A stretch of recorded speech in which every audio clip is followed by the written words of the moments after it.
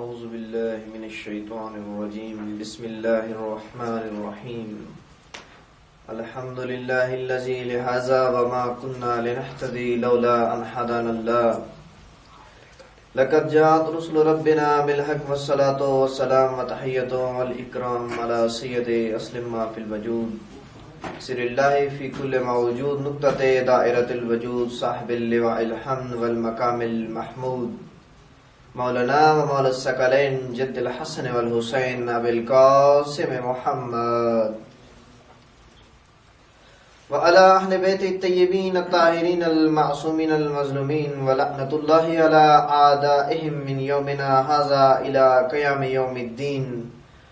اما بعد فقد قال حق سبحانہ وتعالی فی کتاب المجید و فرقان الحمید و قولہ الحق. بسم اللہ الرحمن الرحیم. قل لا اسألکم علیہ اجرا الا المودۃ فی القربى.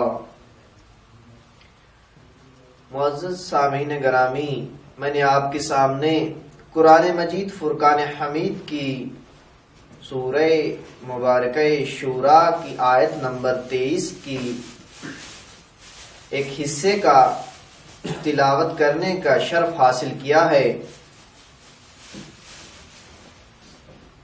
تمام حمد ہے اس خالق لم یزل کے لیے کہ جس پروردگار نے، جس پالنے والے نے ہمیں ایسا نبی عطا فرمایا کہ جس کی نبوت جیسی کسی نبی کی نبوت نہیں.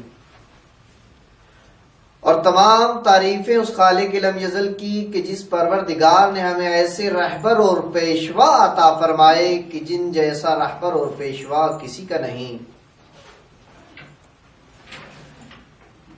تو اس آیت کے ذیل میں میں آپ سے کچھ گفتگو کرنا چاہتا ہوں کہ یہ آیت نازل کب ہوئی اور اس آیت کے نازل ہونے کا مقصد کیا تھا. ایک مرتبہ مسجد نبوی ہے، ختمی مرتبہ تشریف فرما ہے. نگاہ رسالت نے کیا دیکھا کہ سرکار ختمی مرتبہ کے چند صحابہ مسجد نبوی میں داخل ہوئے، آ کے بیٹھ گئے رسول خدا کے سامنے. ان میں سے ایک بندہ کھڑا ہوا اور فرمایا، یا رسول اللہ، میں سب کی نمائندگی میں آپ سے ایک بات کرنا چاہتا ہوں. رسول خدا فرماتے ہیں، جی فرمائیے، بتاؤ میرے صحابہ کیا بات ہے.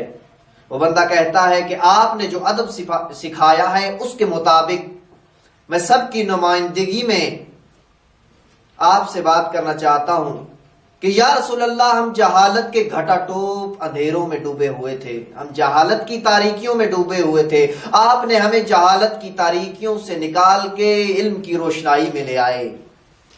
یا رسول اللہ، یہ آپ کی ذات گرامی کا کرم اور لطف ہے کہ ہم بیٹیوں کو زندہ درگور کرنے والے تھے. آپ کی ذات بابرکت نے آ کے ہمیں بتایا کہ بیٹیاں زحمت نہیں رحمت ہوا کرتی ہیں.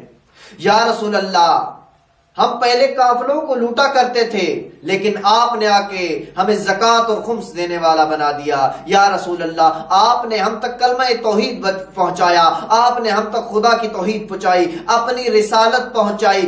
یا رسول اللہ، اس رسالت کے عوض میں ہمارا ضمیر مطمئن نہیں ہے، ہم چاہتے ہیں کہ اس کے رسالت کے عوض میں آپ کو کچھ دیں. تو رسول خدا کے لبوں پہ، کائنات کے لیے رحمت بن کے آنے والے نبی کے لب پہ کائنات کی تبسم نے طواف کیا. رسول خدا مسکرا کے فرماتے ہیں، کیا لائے ہو؟ صحابہ فرماتے ہیں، یا رسول اللہ. ایک صحابی کھڑا ہوا، یا رسول اللہ، میں یہ آٹا لایا ہوں. ایک صحابی کھڑا ہوا، یا رسول اللہ، میں یہ جو لایا ہوں. ایک صحابی کھڑا ہوا، یا رسول اللہ، میں یہ کھجوریں. کوئی کہتا ہے میں چاندی لے کر آیا ہوں، کوئی کہتا ہے میں سونا لے کر آیا ہوں، کوئی کچھ. تمام صحابہ کچھ نہ کچھ لے کے آئے تھے. رسول خدا مسکرا کے ان کی طرف دیکھ کے فرماتے ہیں، او میرے پیارے صحابہ، اتنا مشکل دین کیا ان آٹے اور جو کے لیے پہنچایا تھا؟ رسول خدا فرماتے، نہیں میرے صحابہ، جاؤ، اس کی کسی چیز کی ضرورت نہیں ہے. میں نے دین اس لیے نہیں پہنچایا. یا یہ کہنا تھا کہ مسجد نبوی میں سے سسکیاں بلند ہونے لگی تو وہ رسول جو رحمت بن کے آیا، جو رحمت للعالمین بن کے آیا، وہ رسول جو کافروں کے مشرکوں کو بچوں کا رونا پسند نہیں کرتا تھا، یہ تو پھر اپنے اصحاب تھے. تو رسول خدا نے پروردگار کی بارگاہ میں التجا کی، اے میرے پروردگار، اے میرے پالنے والے، میرے اصحاب آئے ہیں. پروردگار کی آواز آئی، ہاں میرا رسول، ہاں میرا حبیب، میں دیکھ رہا ہوں. یا یا بار الہ، اے میرے پالنے والے تو پھر کیا حکم ہے؟ تو پروردگار کی آواز آئی، میرا محمد، میرا حبیب، یاد رکھنا یہ کائنات میں نے تیرا صدقہ خلق کی ہے، اگر میں تجھے نہ بناتا تو کائنات کی کوئی چیز بھی خلق نہ کرتا۔ میرا حبیب اس کائنات میں جتنے بھی شجر ہیں، جتنے بھی حجر ہیں، جتنے بھی انسان ہیں، اس کائنات کا ذرہ ذرہ تیرا صدقہ ہے، اگر تجھے نہ بناتا تو کچھ بھی نہ بناتا۔ میرا حبیب کسی چیز کی کوئی ضرورت نہیں۔ تو رسول خدا فرماتے ہیں، یا اللہ، اے میرے پروردگار، اگر یہ آج چلے گئے تو یہ پھر واپس نہیں آئیں گے، کچھ نرمی۔ تو بار الہ، پروردگار کی آواز آتی ہے، اے میرا حبیب یہ کائنات میں نے تیرا صدقہ خلق کی ہے، میں تیرے لیے اب 100 مرتبہ اپنے فیصلے تبدیل کروں۔ میرا حبیب ایک بات یاد رکھنا کہ اجر رسالت میں اگر آج تو نے سونا لیا تو کل جو بھی لا الہ الا اللہ محمد الرسول اللہ پڑھے گا اس پہ اجر رسالت میں سونا واجب۔ اگر تو نے چاندی لے لی تو کلمہ توحید اور کلمہ رسالت پڑھنے والے پہ اجر رسالت میں چاندی واجب۔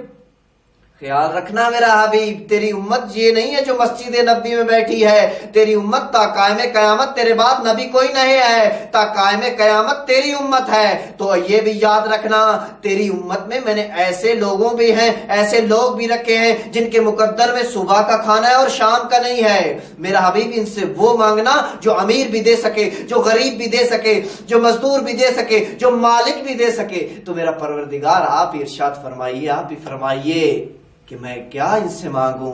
تو وما ينطق عن الهوى ان هو الا وحی یوحی کا مصداق اپنے پروردگار سے سوال کر رہا ہے، تو میرا حبیب میں کیا مانگوں؟ تو پروردگار کا ارشاد ہوتا ہے، میرا حبیب بتاتا میں ہوں، مانگ تو لے، بتاتا میں ہوں، مانگ تو لے۔ میرا حبیب، میرا پروردگار میں کیا مانگوں؟ تو سورہ شورى آیت نمبر 23 میں ارشاد رب العزت ہو رہا ہے، کل کہہ دیجئے، کل کہہ دیجئے۔ تو یہاں پہ ایک بہت خوبصورت نقطہ عرض کرتا چلوں کہ پروردگار فرما رہا ہے کل کہہ دیجئے۔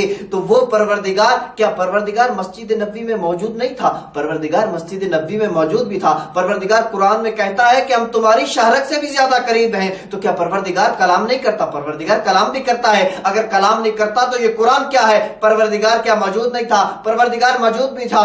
پروردگار سمیع و بصیر ہونے کے باوجود، پروردگار حی و قیوم ہونے کے باوجود، پروردگار علی کل شیء قدیر ہونے کے باوجود ہم سے ڈائریکٹ کلام نہیں کرتا اپنے حبیب کے واسطے سے۔